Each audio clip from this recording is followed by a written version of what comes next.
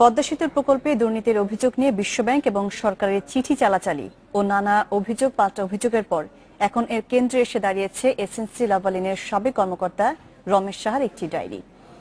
Independent টেলিভিশনের অনুসন্ধানে বেরিয়ে এসেছে সেই ডায়েরিতে থাকা সম্ভাব্য ঘুষ বণ্টনের তালিকা নিয়ে বিশ্বব্যাংকের তৈরি গোপন প্রতিবেদনের তথ্য। আর তাতে অনেকের সঙ্গে রয়েছে ডক্টর মশিউর রহমান এবং সাবেক যোগাযোগ মন্ত্রী সৈয়দ আবুল হোসেনের নাম।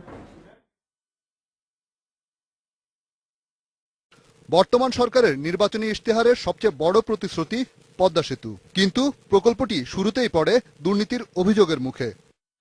বিশ্বব্যাংকের চাপে ছুটিতে যান প্রধানমন্ত্রীর অর্থ উপদেষ্টা ডক্টর মশিউর রহমান।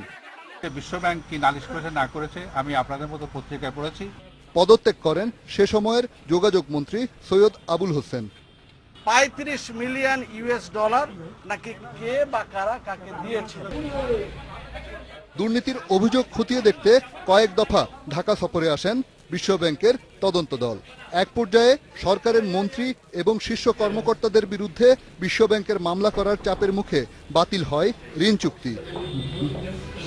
এই দুর্নীতির ষড়যন্ত্রে জড়ায় কানাডীয় প্রতিষ্ঠান এসএনসি লাভালিনের নাম।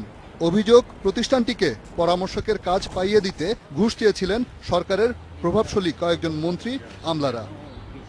সম্প্রতি ইন্ডিপেন্ডেন্ট টেলিভিশনের খোঁজে বেরিয়ে এলো লাভালিনের সাবেক ভাইস প্রেসিডেন্ট রমেশ সাহার ডায়েরি নিয়ে তৈরি বিশ্বব্যাংকের 25 পৃষ্ঠার একটি প্রতিবেদন। পদ্মা সেতু দুর্নীতি ষড়যন্ত্র মামলার মূল আলামত এই ডায়েরিটিতে এখন আছে কানাডার আদালতের হাতে। এটির 5 নম্বর পাতায় দেওয়া হয়েছে পরামর্শকের কাজ পাইয়ে দিতে 10% ঘুষের খসড়া হিসাব, যাতে মশিউর রহমান 1%, মিন 4%, কায়সার 2%, নিক্সন 2% এবং 1% সেক্রেটারি নামে ঘুষের বরাদ্দ করা হয়েছিল। বিশ্বব্যাংকের প্রতিবেদনে স্পষ্ট উল্লেখ রয়েছে, মশিউর রহমান বলতে বোঝানো হয়েছে প্রধানমন্ত্রীর অর্থ উপদেষ্টা ডক্টর মশিউর রহমানকে। মিন বোঝানো হয়েছে সাবেক যোগাযোগ মন্ত্রী সৈয়দ আবুল হোসেনকে। কায়সার মানে সাবেক পররাষ্ট্র প্রতিমন্ত্রী আবুল হাসান চৌধুরী কায়সারকে। নিক্সন মানে চিফ হুইপ নূরে আলম চৌধুরীর ভাই মুজিবুর রহমান নিক্সনকে। সেক্রেটারি মানে সাবেক সেতু সচিব মোশাররফ হোসেন ভূঁইয়া।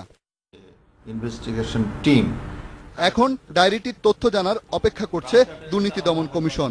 কানাডা থেকে এইসব তথ্য আনতে যাওয়ার প্রক্রিয়াও চলছে, জানালেন দুদক কমিশনার। এই তথ্যগুলো আমরা না পেলে আমাদের ইনভেস্টিগেশনটা আমরা সমাপ্ত করার পথে অন্তরায় সৃষ্টি হবে।